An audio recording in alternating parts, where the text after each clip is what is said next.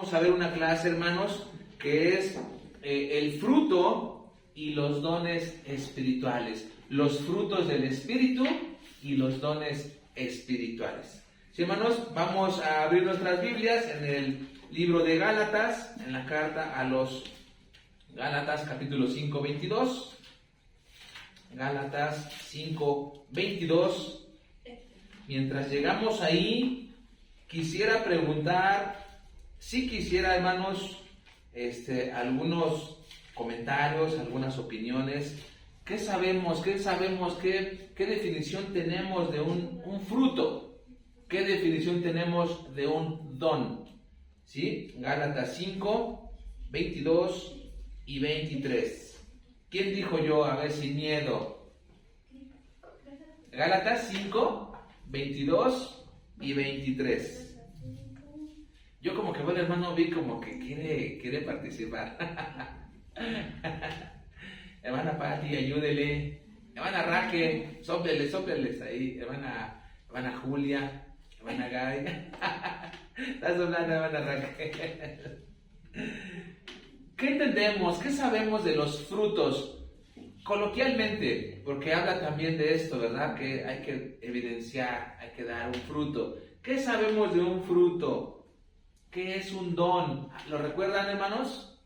Hermana Julia, por favor. Un fruto, pues algo que disfrutamos, algo bueno, algo rico. Algo que disfrutamos, algo rico, ¿sí? Muy bien. Y un don, pues es un regalo. Un regalo, muy bien. ¿Estamos de acuerdo, hermanos? ¿Estamos de acuerdo? ¿Quieren redundar más en eso? Un fruto, un agricultor, una persona que siembra un árbol. Aquí apenas había una milpa, ¿verdad? Y nació o la sembraron esperando a que tenga un fruto, esperando a disfrutar el fruto de esa cosecha, de esa siembra, de ese árbol que tenemos en casa, ¿verdad? Una manzana, una granada, un limón, una guayaba, el durazno, ¿verdad? Que son las frutas como que más comunes que hay en casa, ¿verdad? Y esperamos a su tiempo recibir el fruto, cosechar ese fruto. Y hermanos, un agricultor, un campesino, espera recibir el fruto de aquel árbol, de aquel sembradío, de aquel campo de siembra, ¿verdad? Espera cortar y acumular esa cosecha, cortar ese fruto, disfrutar lo que dice la hermana Julia, de algo rico, de algo que te va a sentir bien, que te va a sustentar. Y un don, hermanos, es precisamente, ¿verdad? Ese es un presente, es un regalo, es un obsequio. Y vamos a la Biblia, hermanos, a Gálatas 5, vamos a ir introduciéndonos a este pasaje, Gálatas 5, 22 y 23. Dice este pasaje, mas el fruto del Espíritu es amor, es gozo, es paz, es paciencia, es benignidad, es bondad, es fe, es mansedumbre y es templanza. Son 9 cosas, hermanos. Y dice este pasaje, contra tales cosas no hay ley, ¿verdad? Una persona cuando llega a encontrarse, tiene un encuentro con Jesús, con el Evangelio, y comprende el Evangelio y decide abandonar su vida pasada, decide abandonar su pecado, decide abandonar aquello que lo separaba de Dios, que es el pecado. Ahora esa persona es nacida de nuevo. Y los frutos del Espíritu Santo son estas 9 cosas que hemos leído.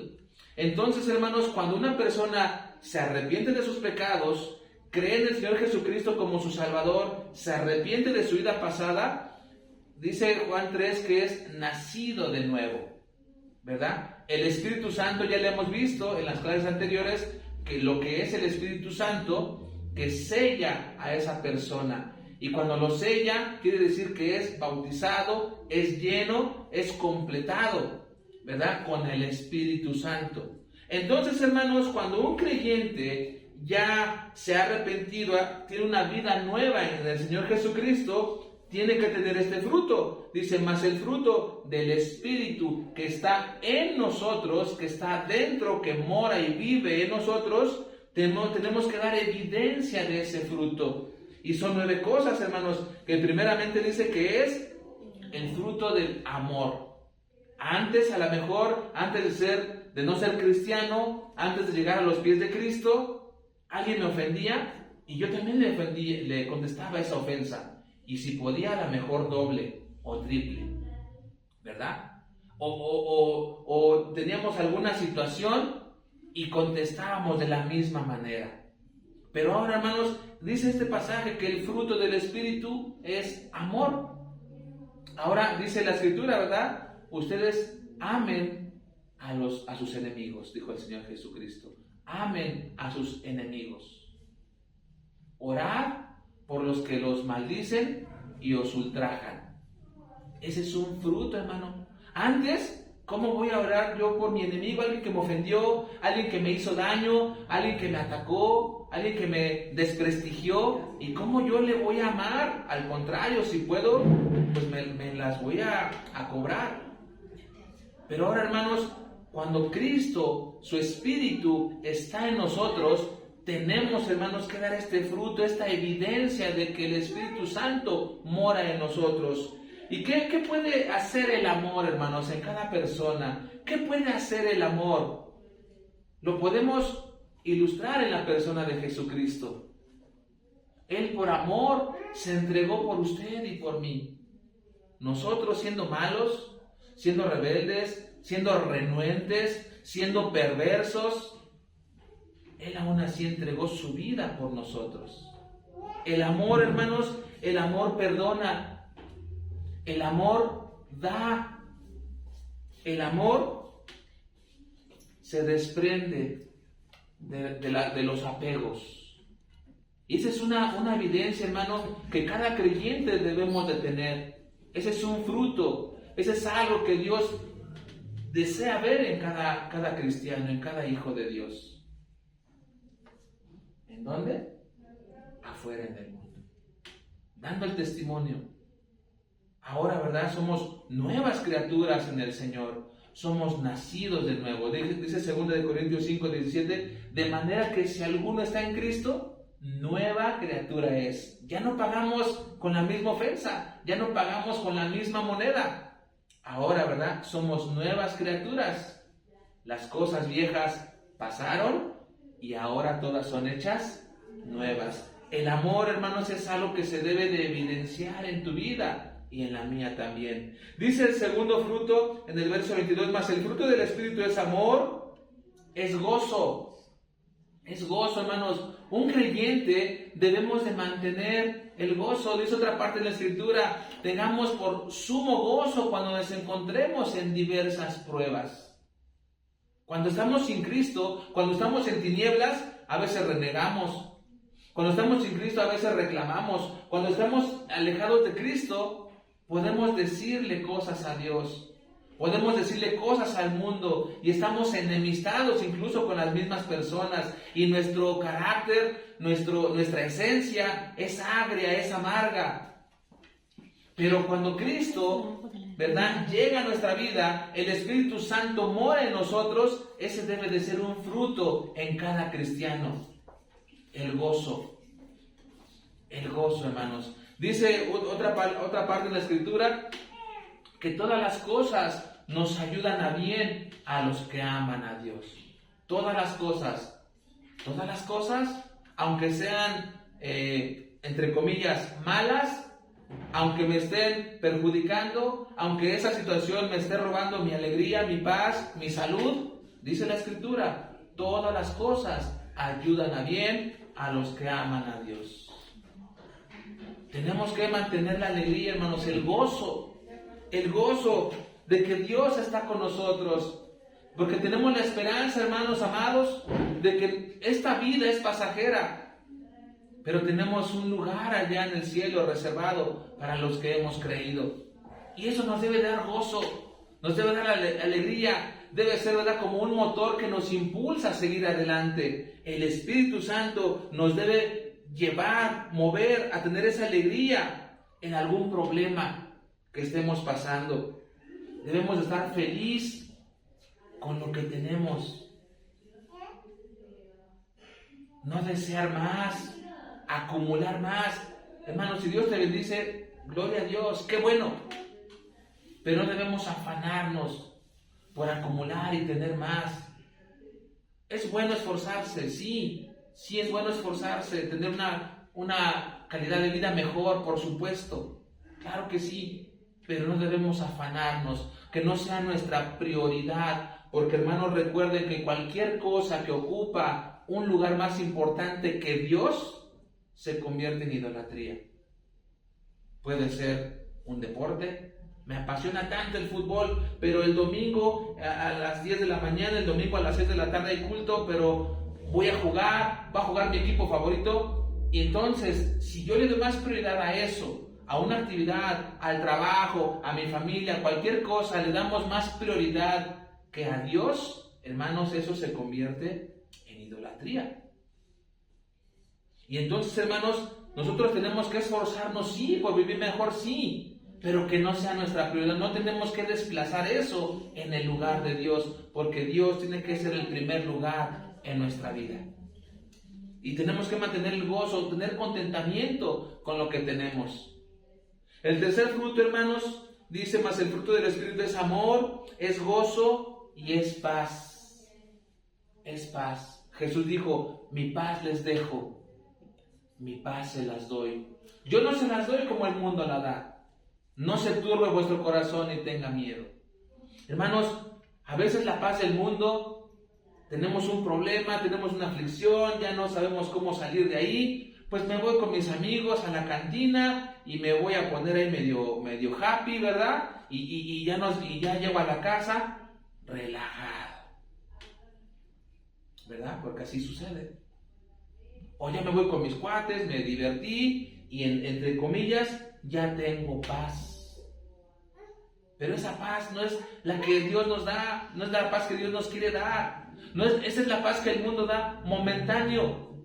Es una paz momentánea. Es una paz aparentemente, pero esa paz te está causando problemas en tu casa, en tu familia, con tu esposo, tu esposa o en tu trabajo.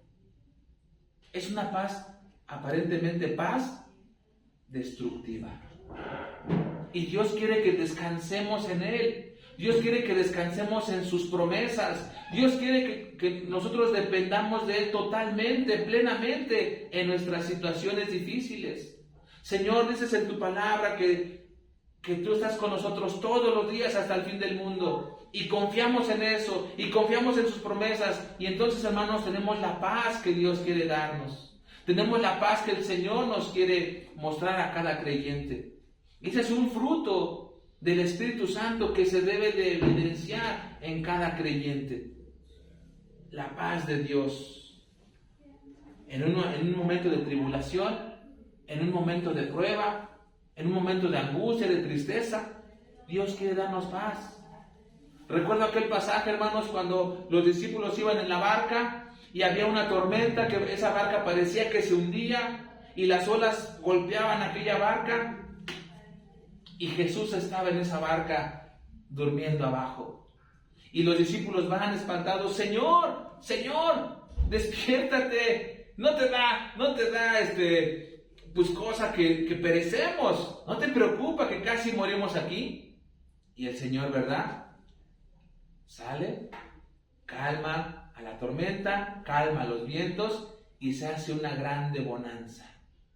Y los discípulos dicen, pero ¿quién es este que aún los vientos y las aguas le obedecen? Hermanos, esto nos debe dar motivo, esto nos debe de animar a tener paz en las tormentas de la vida.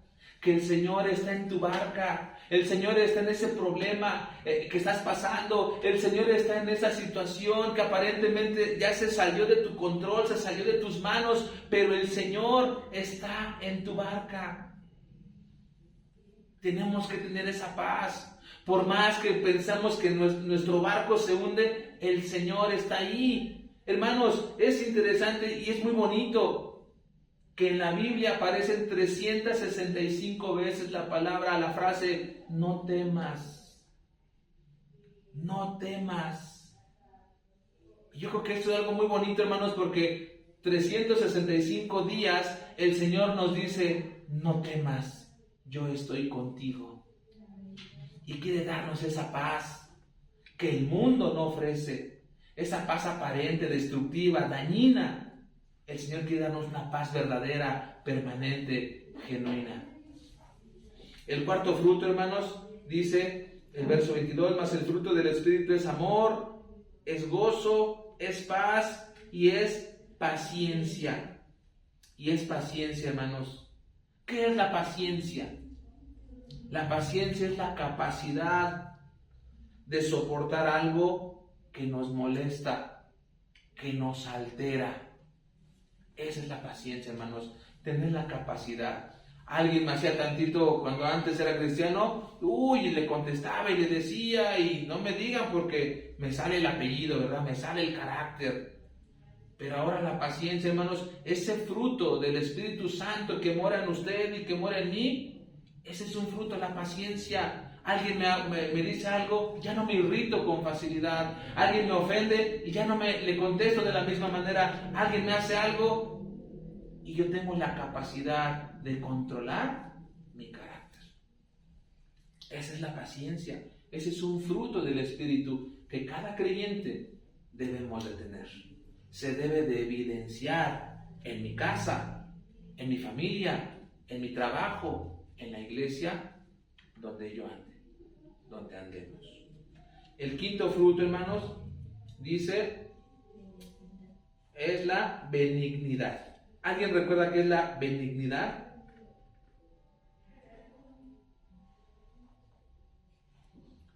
La benignidad, hermanos, es el carácter de tener compasión por los demás.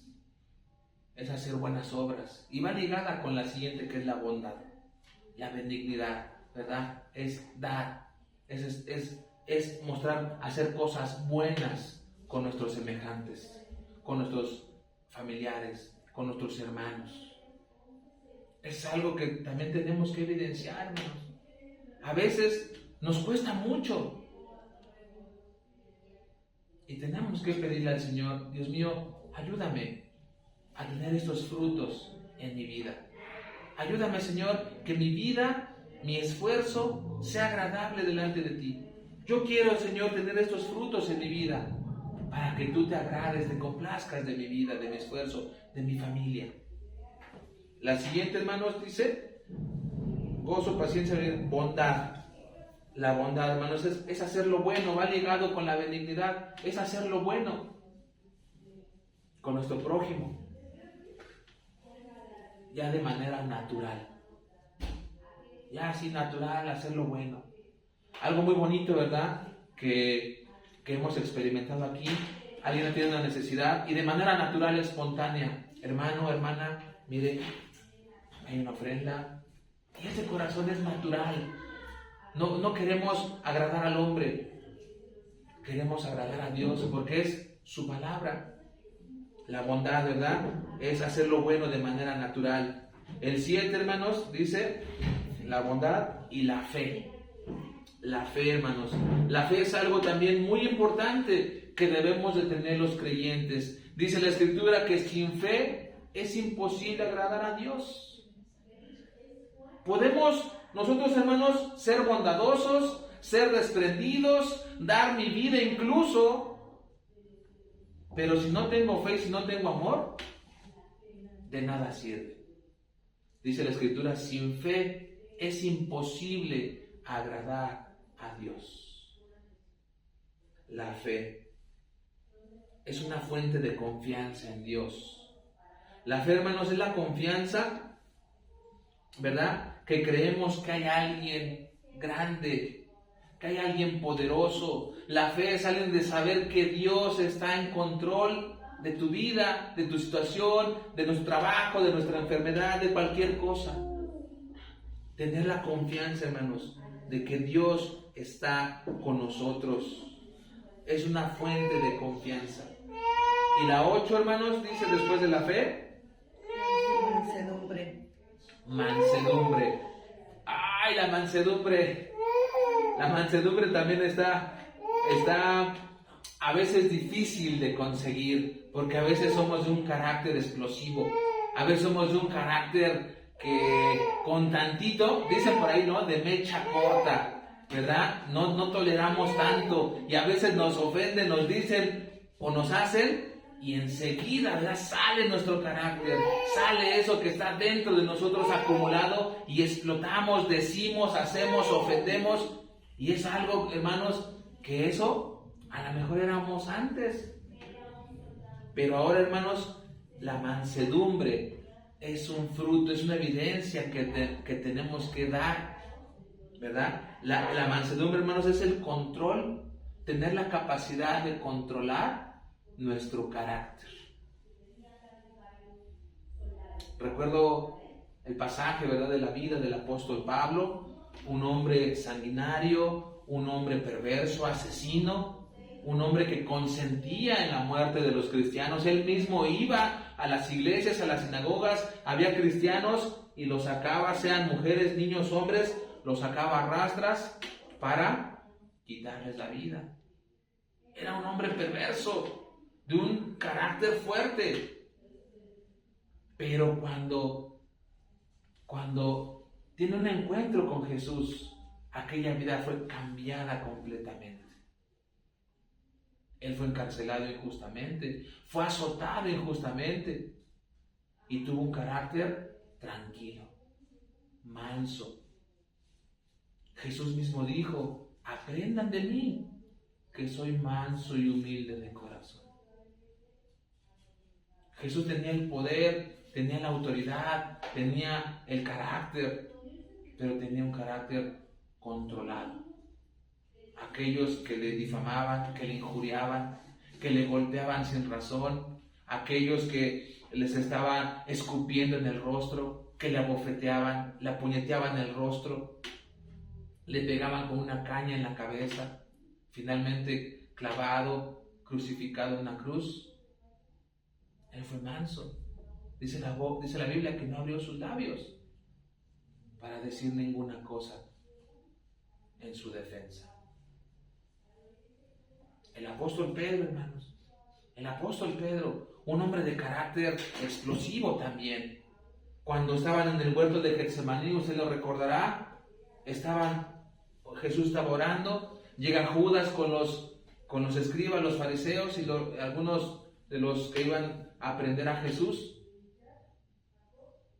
Y cuando los soldados, ¿verdad?, querían arrestar a Jesús, Pedro saca su espada y le corta la oreja a un soldado romano. Jesús les dijo: guarda tu espada. Al que hierro mata, a hierro muere. Después, hermanos, el apóstol Pedro, su carácter fue cambiado completamente. La mansedumbre. Cuando permanecemos, hermanos, en la palabra de Dios, cuando vamos poco a poco estudiando, escudriñando la Escritura y nos damos cuenta de que Dios quiere cambiarnos, tenemos que, hermanos, dar esta evidencia también en nuestra vida, en nuestro carácter. Muchos batallamos con nuestro carácter, pero sí se puede. Y es un fruto, hermano, que debemos de tener. Y mucha gente lo va a ver en tu vida. Oye, hermano, pero antes eras de esta manera, ¿por qué has cambiado? ¿Por qué ya no tomas? ¿Por qué ya no dices esos chistes colorados que nos platicabas antes, que nos hacían reír, ¿verdad? Nuestro carácter va cambiando. Nuestra efusividad, aquello que nos irrita, tenemos la capacidad de controlar nuestro carácter. Y el 9, hermanos, que va muy de la mano con la mansedumbre, es la templanza. ¿Qué es la templanza, hermanos? Es mantener la calma, es mantener el equilibrio en un momento difícil de nuestra vida, ¿verdad? La templanza nos da dominio en la voluntad sobre nuestros instintos y nuestros placeres. Ser templados. Ya no nos emocionamos tan rápido, ¿verdad? A ver, estamos con un carácter templado. Nos da un equilibrio en nuestras emociones, en nuestros impulsos también. Muy bien, hermanos, hasta aquí. ¿Dudas, comentarios, preguntas? Estamos viendo, hermanos, lo que es el fruto y los dones del Espíritu Santo. Hermanos, estos frutos se espera que cada creyente podamos evidenciar en el mundo. Nuestra familia nos conoce de una manera. Ahora, ya en Cristo, tenemos que dar esos frutos con nuestros familiares, en nuestro trabajo, en la iglesia, donde andemos. Tenemos que dar esa evidencia, ese fruto, ese cambio que el Señor ha hecho en cada uno de nosotros, ¿verdad? Y solamente es posible cuando somos llenos, cuando somos completados con la presencia del Espíritu Santo en nuestra vida. Y vamos bien, hermanos, vamos bien, vamos bien. ¿Tenemos que mejorar? Sí, pero vamos bien, vamos bien. Muy bien, hermanos, punto número 2, los dones. Vimos que el fruto es algo, ¿verdad?, que se debe de evidenciar, que se debe de ver en la vida de cada creyente. Y los dones, hermanos, como ya lo dijeron, un don es un presente, ¿verdad? Es un regalo, es una dádiva que el Señor nos da de forma nata. A cristianos y no cristianos, el Señor nos ha dado dones, nos ha dado talentos. A lo mejor para alguien canta muy bonito, es un don, ¿verdad? Yo puedo recordar hace muchos años que creo que un cantante, Pedro Infante, no estudió una escuela de música, ¿verdad? Una escuela de canto, era un don nato, ¿verdad? Que él tenía desde nacimiento, no estudió en una escuela de música y cantaba muy bonito, ¿verdad? Ese es un don, ya que lo trae de nacimiento. Alguien puede tener un don para escribir poemas, por ejemplo. Alguien puede tener un don para inventar algo. Alguien puede tener un don, no sé, pues para reparar cosas, ¿verdad? Un don para, se le facilita en la escuela, un idioma, en la cocina, qué sé yo, tantos dones, tantas facilidades y facultades que Dios nos ha dado a las personas. Y eso, hermanos, es algo muy bueno también, porque los dones espirituales son aquellas facultades, son las habilidades que el Espíritu Santo nos da y nos capacita a todos los cristianos para el servicio y la edificación de la iglesia. Tú eres bueno en algo, úsalo para edificar a la iglesia. Tú eres bueno en algo, úsalo para edificar a la iglesia. Yo soy bueno en algo, usémoslo para edificar a la iglesia. Esos son los dones espirituales. Vamos, por favor, hermanos, a leer 1 Corintios 12. Primera carta a los Corintios 12. Del 1 al 14.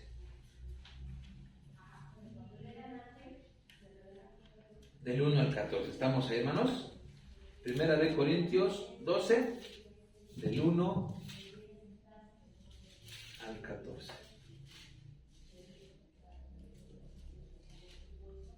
¿Sí estamos?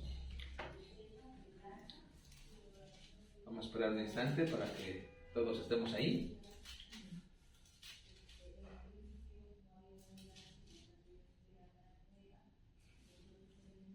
Dice el apóstol Pablo a la iglesia, a los Corintios en esta carta, dice: no quiero, hermanos, que ignoren acerca de los dones espirituales.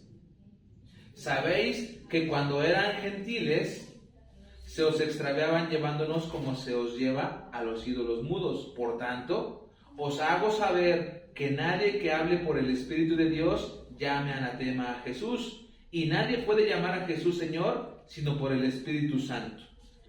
4. Ahora bien, hay diversidad de dones, pero el Espíritu es el mismo. Y hay diversidad de ministerios, pero el Señor es el mismo. Y hay diversidad de operaciones, pero Dios, que hace todas las cosas en todos, es el mismo. Pero a cada uno les es dado la manifestación del Espíritu para provecho, porque a este es dada por el Espíritu palabra de sabiduría, a otro palabra de ciencia, según el mismo Espíritu, a otro fe por el mismo Espíritu, y a otro dones de sanidades por el mismo Espíritu, a otro hacer milagros, a otro profecía, a otros discernimientos de espíritus, a otros diversos géneros de lenguas y a otros interpretación de lenguas.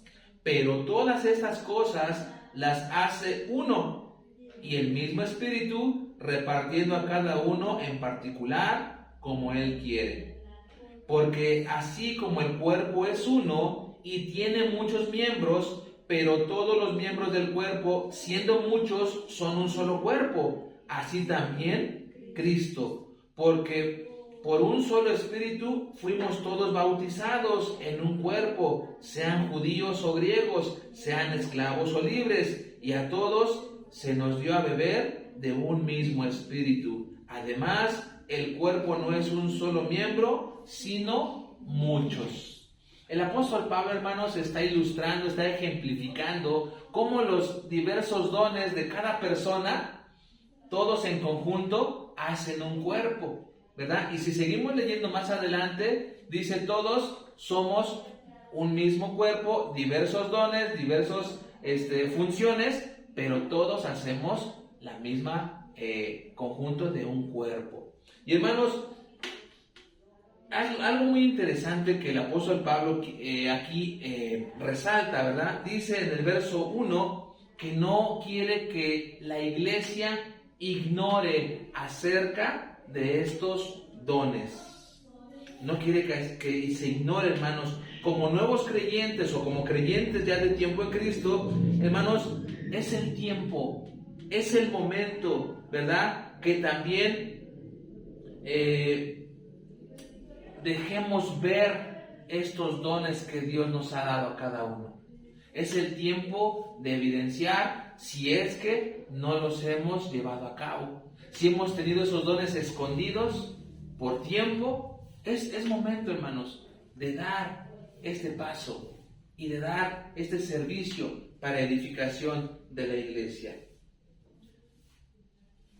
En algunas iglesias en la actualidad, y eso no es nuevo, desde los tiempos de Jesús, había muchas personas que se dejaban llevar por interpretaciones no correctas, equivocadas, y eran influenciados a desear cosas que no estaban apegadas a la Biblia.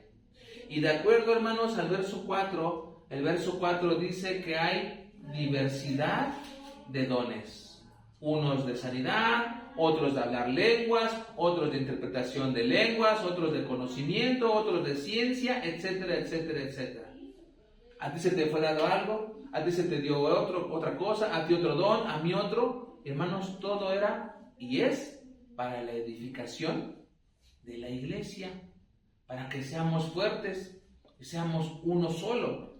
Hermanos, la razón por la que el Espíritu Santo nos da estos dones distintos a cada creyente es para que cada uno podamos cumplir nuestra tarea, ¿verdad?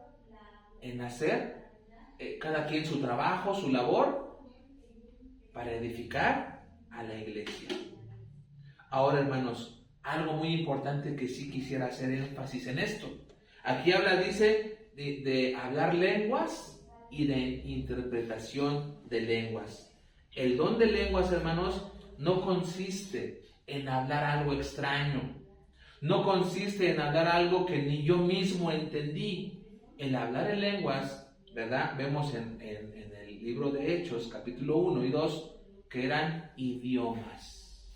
Idiomas, y el Espíritu Santo los capacitaba en hablar idiomas sin estudiarlas, sin ir al Quick Learning, sin ir al Harmon Hall, sin ir a ninguna escuela de idiomas. El Espíritu Santo los capacitaba y hablaban otro idioma para predicar el Evangelio. Para predicar el Evangelio. Y había otros que eran capacitados para interpretar aquellos idiomas. Entonces, hermanos, no era algo extraño, no era algo que ni ellos mismos sabían qué decían. Yo he preguntado a algunos amigos, y tengo familia de un corte pentecostal, y ellos dicen hablar en lenguas. Y yo les digo, ¿pero qué dices? Cuando estás hablando lenguas, ¿qué es lo que dices? ¿Cómo es eso? O sea, ¿a quién le hablas? Y dice, es que no sé, es que no lo sé. El Espíritu Santo me toma y yo hablo lenguas. ¿Pero qué dijiste? No sé. Hermanos, dice la Escritura que el hablar en lenguas era para edificación de la iglesia, para edificar a los demás creyentes, para aportar algo de Dios que Dios dijo. Pero en este caso, ni ellos mismos saben qué es lo que están diciendo. Y hermanos, eso es algo muy peligroso. Eso es algo muy peligroso porque se dejan llevar por estas emociones, se dejan llevar por estas prácticas, se dejan llevar por eso que aparentemente viene de Dios y no lo es. Entonces, hermanos, cuando la Biblia nos habla de hablar lenguas, entiéndase que son idiomas entendibles por otros hombres de otro lugar, de otra región, pero son idiomas. ¿Sí, hermanos? Y también, hermano, cuando el apóstol Pablo vivía en aquel tiempo, cuando escribió esta carta a los Corintios, tenemos que considerar algo muy importante, hermanos, que solamente en ese tiempo se tenía la ley, a Moisés y los profetas. Solamente lo que hoy conocemos como el Antiguo Testamento. Cuando el apóstol Pablo, cuando Mateo, cuando Lucas, cuando Juan escribieron las otras epístolas, entonces ya tuvimos todo el libro completo. Y ahorita vamos a ver, hermanos, lo que dice el apóstol Pablo. El apóstol Pablo da un ejemplo de que los diversos dones es como un cuerpo, ¿verdad? Una mano pues, hace una función para agarrar, para tomar la cuchara, tomar un vaso, la boca para tomar los alimentos, las muelas para masticar, ¿verdad? El estómago para digerir, los ojos para ver, los oídos para oír, ¿verdad? Los pies para llevarnos a donde tenemos que ir, y todos tienen una función. Son distintos y diversos funciones, pero todos en conjunto hacen un cuerpo. Y eso es lo que el apóstol Pablo, hermanos, está ilustrando, ¿verdad? En este capítulo que acabamos de leer. Si usted lo sigue leyendo en casita, del 14 en adelante, sigue dando ejemplos de que todos son diferentes, pero todos conforman un solo cuerpo. En la época de Pablo, hermanos, existían algunos dones muy llamativos, pero acerca de ellos el apóstol Pablo enseñó algo muy importante. Vuelvo a insistir, hermanos, en aquel tiempo había dones muy llamativos, a lo mejor más que otros. Y el apóstol Pablo nos pone en alerta. Estamos en 1 de Corintios, hermanos, ahora vamos al capítulo 13, verso 8 y 10. 1 de Corintios 13, 8 y 10. ¿Estamos ahí? Dice, el amor nunca deja de ser. Ojo con esto. Pero las profecías se acabarán y cesarán las lenguas y la ciencia acabará. Porque en parte conocemos y en parte profetizamos. Hasta el 10, ¿verdad? Mas cuando venga lo perfecto, entonces lo que es en parte se acabará. Quisiera volverlo a leer para que vayamos introduciéndonos en esta enseñanza, hermanos. Dice el 8 al 10. El amor nunca deja de ser, pero las profecías se acabarán y cesarán las lenguas y la ciencia acabará. Porque en parte, dice el apóstol Pablo, en parte conocemos y en parte profetizamos. Mas cuando venga lo perfecto, entonces lo que es en parte se acabará. Hermanos, ¿qué está pasando con estos dones que el apóstol Pablo nos dice en esta parte de la Escritura? El amor nunca ha de ser, pero las profecías se acabarán y cesarán las lenguas y la ciencia acabará. Hermanos, en aquel tiempo el Espíritu Santo capacitaba a ciertas personas en conocimiento, en revelación de la Escritura, en lenguas, en profecía. Recordemos que profecía es hablar un suceso futuro, cuando todavía la Biblia no estaba completa. Y por eso dice el apóstol Pablo, en parte conocemos y en parte profetizamos. ¿Por qué, hermano? Porque solamente tenían el Antiguo Testamento, tenían a la ley y a los profetas. Tenían una porción, no estaba toda la Biblia completada. Cuando los escritos de los apóstoles ya fueron escritos y completos, entonces se hizo todo un libro completo que es la Biblia. Por eso dice, hermanos, el apóstol Pablo en el verso 10, mas cuando venga lo perfecto, mas cuando venga ya lo completo, cuando venga ya en su totalidad la Escritura, dice el verso 10, mas cuando venga lo perfecto, entonces lo que es en parte se acabará. Ellos conocían solamente una parte, porque todavía no se había completado la Escritura, hermanos. De acuerdo con el verso 10, el conocimiento parcial de lo que ellos tenían se acabaría, hermanos, cuando la Biblia se acabara de escribir. A eso se refiere el apóstol Pablo. Es por eso que ahora, hermanos, ya no hay profecías. El Espíritu Santo ya no capacita a un hermano o una hermana para hablar lenguas, un idioma. ¿Por qué? Porque ya está la Biblia completa. La Biblia, hermanos, ya tiene un alcance en todos los países del mundo. Incluso se ha traducido a muchos dialectos, a muchos idiomas de ciertos lugares de cada país. En nuestro país, por ejemplo, se está ya traduciendo la Biblia en náhuatl para alcanzar a más personas que no hablan español. Y es cuando venga lo perfecto, la ciencia, el conocimiento, aquella capacitación sobrenatural del Espíritu Santo, se iba a acabar el hablar en lenguas. Ahora, hermanos, ya todos, hay tantas Biblias, hay tanto acceso a la Biblia, que hay Biblia para niños, hay Biblia de estudio, hay Biblias Reina Valera, hay traducción viviente, hay tantas y tantas traducciones, que la Biblia, hermanos, ya está al alcance literalmente de todas las personas. Ya no hay algo que tenemos que tener, algo sobrenatural para poder ir y predicarles, porque la Biblia ya está al alcance de todos. Dios, en su palabra, nos ha dejado todo lo necesario, todo lo que tenemos que saber de nuestro presente, de nuestro pasado y de nuestro futuro.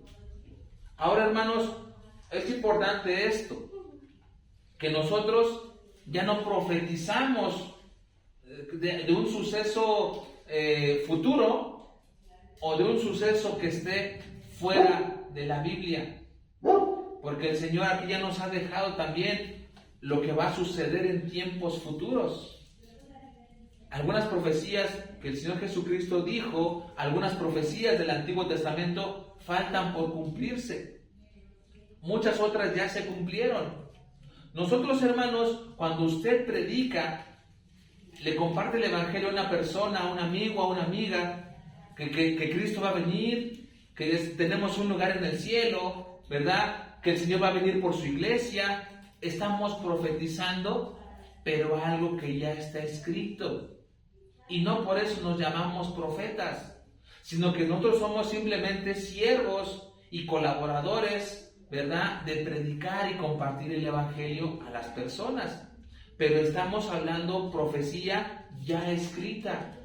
Ya no estamos profetizando un suceso nuevo o un suceso a futuro que está fuera de la Escritura. ¿Por qué? Porque la Biblia ya está completa. Porque la Biblia ya es un libro sellado. Y dice en Apocalipsis que hay de aquel que le quite o hay de aquel que le agregue cosas a este libro sagrado. Entonces, hermanos, ya la profecía se acabó, las lenguas cesaron, ¿verdad? Los dones de sanidad se acabaron. ¿Por qué? Porque tenemos ya completa, en su totalidad, la palabra de Dios. que es la Escritura. ¿Hasta aquí, hermanos, dudas, preguntas? A partir, hermanos, de que la Biblia terminó de escribirse, aquellos dones, aquellas capacitaciones que servían, hermanos, eran también evidencia de que los discípulos, los apóstoles, habían estado con Jesús. Era una prueba de que ellos habían estado con Jesús. Por eso sanaban. El apóstol Pedro tan solo con su sombra sanaba enfermos. Tan solo con decir la palabra sanaban enfermos. Con orar sanaban enfermos. Y esas eran evidencias, hermanos, para demostrar el poder de Dios al evangelizar al mundo, ¿verdad? Y profetizar en nuestro tiempo, profetizar en nuestra actualidad, hermanos, es decir algo que no está en la Biblia. Hay muchas personas en internet que se autodenominan, se autollaman apóstoles o profetas, pero dicen cosas que están fuera de la Biblia. ¿Quieres que te sane? Deposítame tanta cantidad. ¿Quieres ese trabajo? Deposita tanta cantidad. ¿Quieres sanidad? Deposita tanta cantidad. ¿Y qué pasa, hermanos, si no sucede ese milagro que la gente espera? ¿Qué sucede cuando no se cumple la palabra de ese hombre o de esa mujer que le profetiza a esas personas? ¿Qué sucede? Les dicen que no tienen fe. Exactamente. Tú fallaste. No tuviste fe. Te faltó fe. No creíste al Señor. Y si ellos se escudan y se lavan las manos diciendo que la culpa es tuya. Efectivamente, hermana. Existen predicadores en la actualidad que enseñan este tipo de doctrinas, este tipo de enseñanzas, que supuestamente tienen algunos dones espectaculares, de sanidades. Y yo me pregunto, hermano, esas personas que se denominan que tienen ese don de sanidad, ¿por qué no están hoy en un hospital? Hoy hay tantos hospitales, clínicas, centros de salud con gente doliente, sufriente. En la pandemia, ¿dónde estaban? Hay que tener mucho cuidado, hermanos, con lo que escuchamos y vemos en internet. Dicen que tienen dones espectaculares y, hermanos, así manipulan a sus congregaciones para engañar a quien estas enseñanzas, a estas personas que no están escudriñando, que no están cimentadas en la palabra de Dios. Cuando algo falla, culpan a la gente de no tener fe.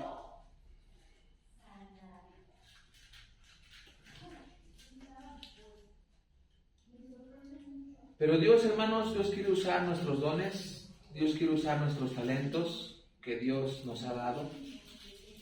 Yo no soy un cantante, pero me gusta cantar.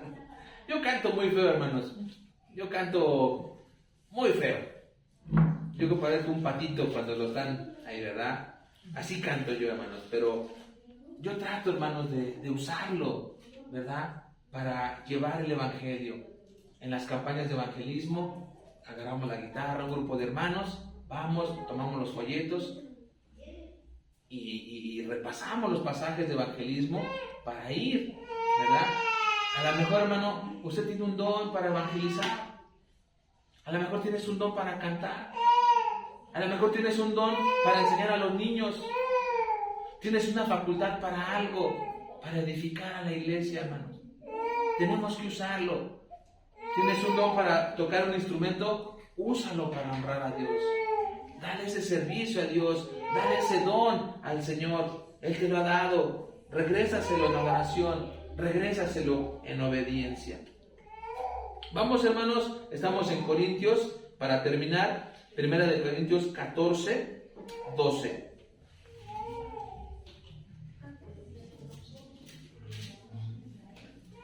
Dice el apóstol Pablo, 1 Corintios 14, 12. Así también ustedes que anhelan dones espirituales, procuren abundar en ellos para edificación de la iglesia. 1 Corintios 14, 12. Así también ustedes que anhelan dones espirituales, procuren abundar en ellos para edificación de la iglesia. ¿Quieres un don? ¿Sabes cuál es? ¿Todavía no sabes cuál es? Dile al Señor que te ayude, ¿verdad?, a saber cuál es tu don para usarlo a su servicio.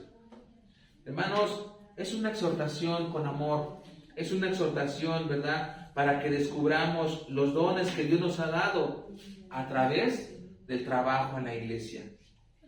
Debemos de involucrarnos en algunos ministerios, en algunos servicios, para poder descubrir cuál es el don que Dios me ha dado, cuál es el don que Dios te ha dado a ti. Tenemos que descubrirlo. A lo mejor yo pensaba que yo iba a ser un músico, pero no, yo no sé tocar la guitarra.